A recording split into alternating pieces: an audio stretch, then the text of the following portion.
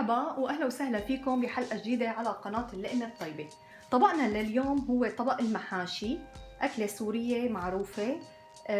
اليوم راح اقدم محشي الكوسه والباذنجان. ممكن يكون في بلدان ثانيه تعمل هالاكله بس يكون لها غير اسم. انا راح اعرفكم على طريقه عمل هالوصفه على الطريقه الشاميه. خلينا نتعرف على المقادير سوا. هون انا عندي 2 كيلو كوسه محفوره ونص كيلو باذنجان. حيكون عندي 3 كاسات رز بنقعه تقريبا لمدة ربع ساعة فقط. حيكون عندي 4 معالق كبيرة نعناع، 2 معلقة صغيرة كمون، 2 معلقة صغيرة فلفل أسود، معلقة صغيرة فليفلة حمراء أو الباربيكا. حيكون عندي 3 معالق ونص صغيرة ملح، 2 معلقة صغيرة عصفر. حيكون عندي تقريبا 12 سن توم، فنجان قهوة زيت مازولا أو زيت نباتي. حيكون عندي هون تقريبا ما يعادل 4 معالق طعام لب الكوسة. اللب الكوسة هون بقصد فيه أثناء حفر الكوسة بناخد كمية تقريبا ما يعادل 4 معالق طعام لب وبنفرمهم فرم ناعم. هلأ رح نعرف ليش. وهون عندي 5 معالق معجون البندورة أو دبس البندورة. حيكون عندي كاسة ليمون. حيكون عندي 300 جرام لحمة مفرومة. وحيكون عندي بندورة صغيرة مقطعة قطع صغيرة الحجم. هلأ بدنا ننوه على عدة أمور. ليش أنا هون مستخدمة لب الكوسة؟ أول شيء في ملاحظات بدي أعطيكم إياها بتساعدكم إنه تطلع معكم الوصفة ناجحة. هلأ بالنسبة لحفر الكوسة، حفر الكوسة هون بده يكون محفورة منيح. يعني شو فرق الكوسة المحشي عن الكوسة بلبن؟ الكوسة المحشي بنقدر نحفرها يعني تقريبا وتكون الكوساية معنا رقيقة، مو لدرجة إنه نقيم كل اللب اللي فيها بس تكون معقولة. اما بالنسبه مثلا لكوسه بلبن ممكن يكون معنا اللب زياده شوي، ما نجور عليها بالحفر. يعني بالنسبه لطريقه الحفر للصبايا اللي عم تتعلم جديد او اي حدا بده يعمل كوسه محشي بده يعرف طريقه الحفر. هي انا هون معي المحفره مشان ما تنكسر معي الكوسايه او اسقبها اثناء الحفر. بعير المحفره على الكوسايه بحيث اخذ 3/4 الكوسايه وبحط ايدي هون وبلش حفر. هون عطيت مجال انه الكوساية ما تنسقب معي من تحت. طريقة الحفر بتكون اني بحط المحفرة وبلش بحرك بشكل دائري وفضي اللب منها هيك لحتى احس انه الكوساية بلشت تفضى معي مزبوط وصار في طبقة رقيقة فقط من اللب بقلبها. هي بالنسبة للحفر. وكمان الباذنجان نفس الشيء. اما بالنسبة لللب، انا اليوم هون اخذت شوي من لب الكوسة وفرمته ناعم. ليش؟ لأنه أنا بدي استخدمه بالحشو. بصراحة هون يعني ممكن هذا يكون سر بسيط.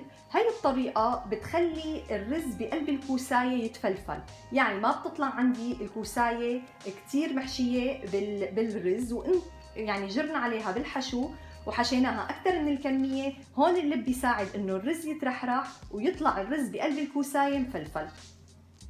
أنا هون عندي نعناع بدي استخدم للحشو وبدي استخدم للمرقة اللي بدها تنطبخ فيها الكوسة.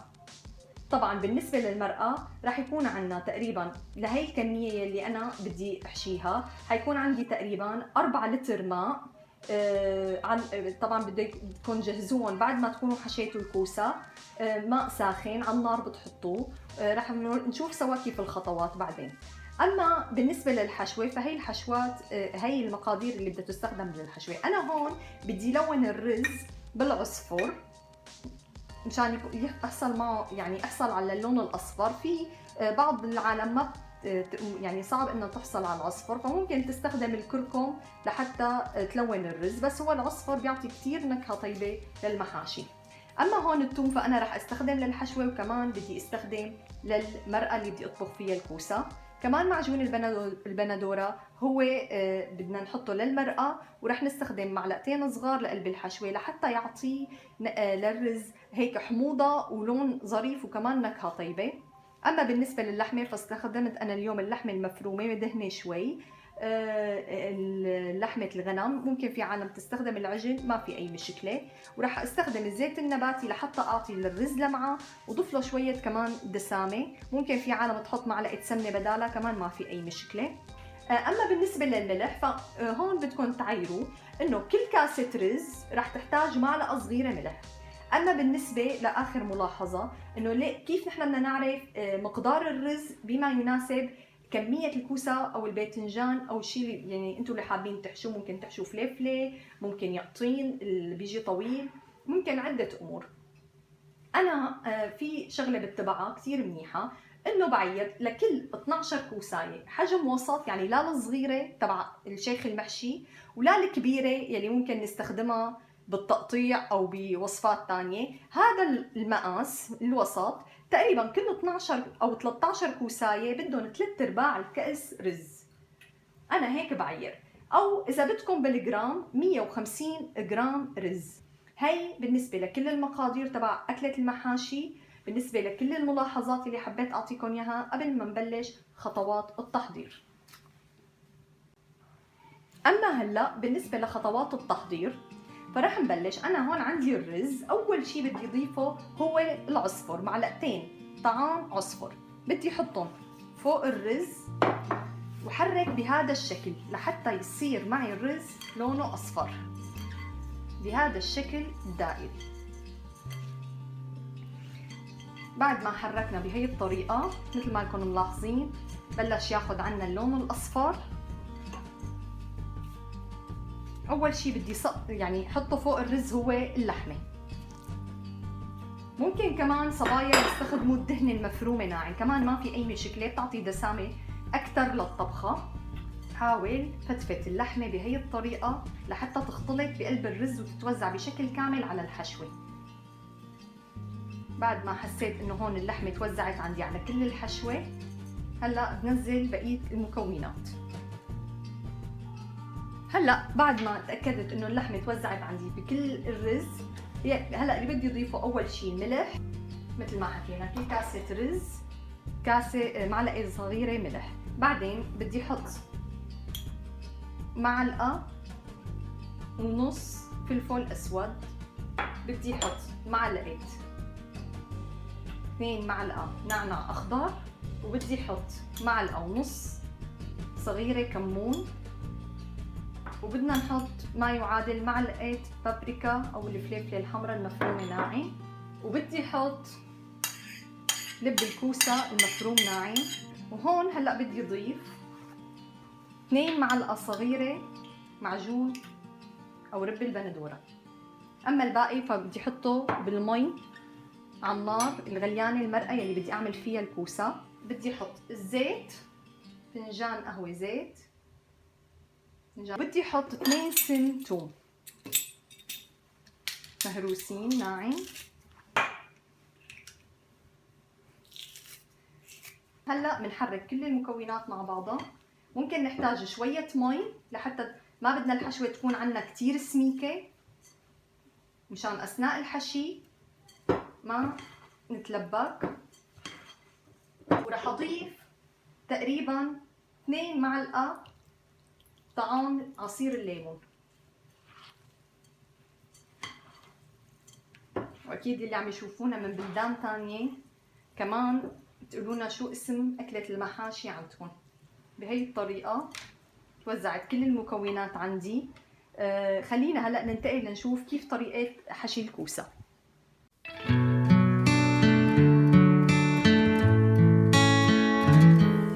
هلأ أنا هون سخنت عندي مي غليانة، مثل ما قلت لكم 4 لتر مي رح احتاج اليوم.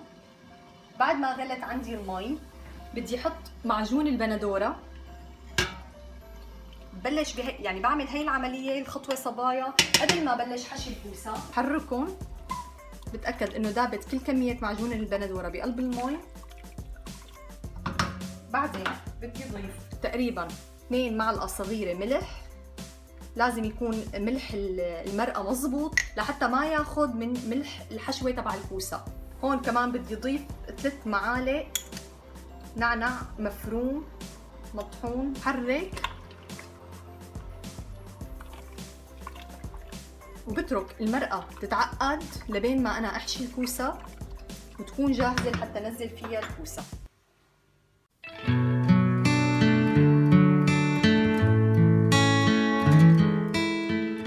هلأ رح ننتقل لنشوف كيف خطوات حشي الكوسة. في عدة خطوات لازم نطبقها نحن وعم نحشي الكوسة لحتى تطلع عنا الكوساية الرز بقلبها مفلفل وما له مخبوص. بالبداية بناخد شوية رز ومنبلش مننزل بالكوسة بهي الطريقة، منلم من الأطراف ومنحط. بعد ما نحط أول كمية منهز الكوساية شوي لنتأكد إنه نزلت الكمية لقاع الكوساية وبنرجع منعبي. بدنا نعبيها تقريبا لحتى نوصل لتلتينة، نترك التلت فاضي. ليش؟ لحتى نسمح للرز أثناء طهي الكوسة إنه ينفش بقلبها وياخد راحته. بننزل بالخنصر وبنرجع من دقة. بعد كل حشوة كمية من الرز اللي بنحطها بقلب الكوساية بنحرك الكوساية بهي الطريقة. بنلاحظ إنه الرز عم يتفرفد بقلبها وبنرجع منعبي. بنرجع منعبي ومندق لنتأكد إنه وصلنا للتلتين، أو بنحط الخنصر لنوصل للعقدة الثانية تبع الإصبع الخنصر. إذا بدك تكوني دقيقة أكثر يعني بهالعملية، إذا كان فاضي لهذا الحجم فالكوساية محشية عنا مزبوط. إذا مثل ما انكم شايفين وصلنا للتلتين، إذا مبين عليكم هيك تقريبا حاجة شوي بس وصل عندي. إذا حسيتوا إنه الرز كتير بتفضوا منها. بعدين أنا شو رح أعمل؟ رح سكر تم الكوساية بقطعة بندورة صغيرة بهذا الشكل لحتى ما أسمح للرز أثناء الطهي بالمرقة إنه يطلع لبرا. رح أعمل وحدة تانية.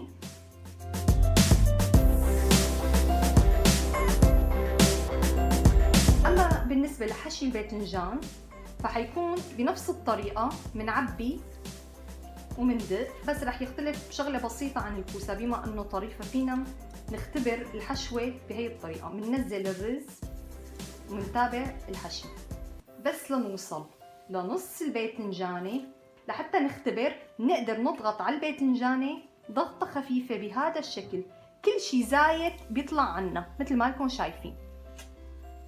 كمان بنسكرها بقطعة بندورة وصارت جاهزة معنا. هاي بالنسبة لطريقة حشي الكوسة والباذنجان. بنكمل كل الكمية اللي عندها وبعدين بننتقل نشوف كيف طريقة تسقيطه بقلب المرقة. وهلا بعد أنا ما هون اتعقدت عندي تماما المرقة اللي حطيناها على النار تبع الكوسة. هلا خلصت حشو الكوسة مثل ما ورجيناكم. كل الكمية اللي عنا، كل كمية الرز استهلكتها يعني بالكمية اللي اعطيتكم اياها، ما زاد عندي ابدا. رح بلش نزل الكوسة والباذنجان بالمرقة. الشيء هون اللي بدي اعمله انه بدي نزل الباذنجان قبل الكوسة لانه بياخذ وقت للاستواء اكثر من الكوسة. بس بالبداية مثل ما انكم شايفين انا هون بدي امسحها شوي من برا لحتى تنزل عندي نظيفة بقلب المرقة وما تتلوث المرقة بالرز او اي شيء علقان عليها. هذا الشكل بورق محارم المطبخ. بلش بنزل الباذنجان اول، بعد ما امسحها وبحطها. إذا صار عندكم مثل هالحالة إنه حسيتوا شق شوي التم، فيكم تحطوا نكاشة أسنان.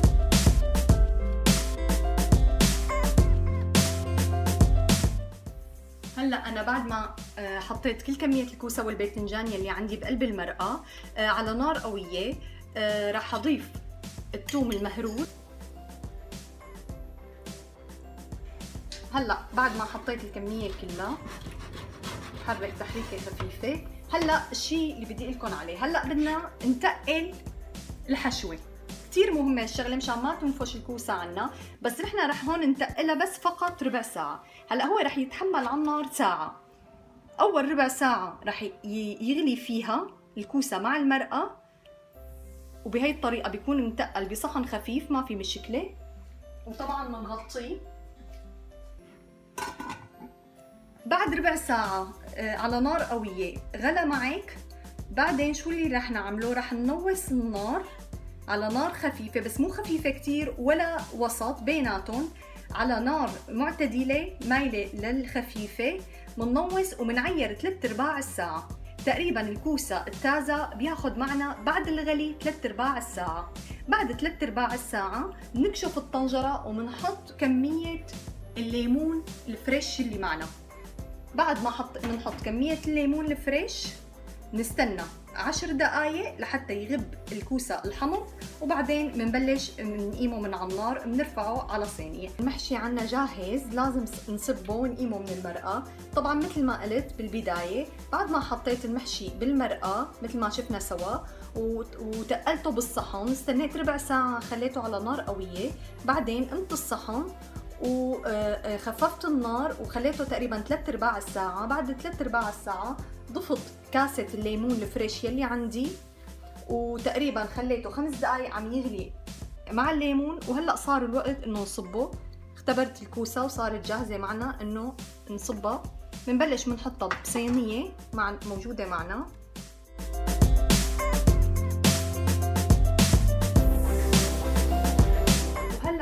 صار المحشي جاهز معنا، محشي الكوسة والباذنجان. مثل ما قلت لكم بعد ما صبيته بستنى تقريبا 10 دقائق ليبرد، بحطه بصحن او طبق تقديم. انا هون عملت لب الكوسة، طبخته على النار مع شوية زيت زيتون ونعنع وثوم. فينا نقدمه كطبق مع المحاشي. شايفين كيف؟ هون انا حبيت اقسم لكم نص كوسة لورجيكم كيف طلع الرز بقلب الكوسة بعد ما طبخناه. هي كانت وصفتنا لليوم، طبق المحاشي كوسة وباذنجان بصوص رب البندورة. بتمنى الطبق يكون نال اعجابكم، وان شاء الله صحة والف هنا.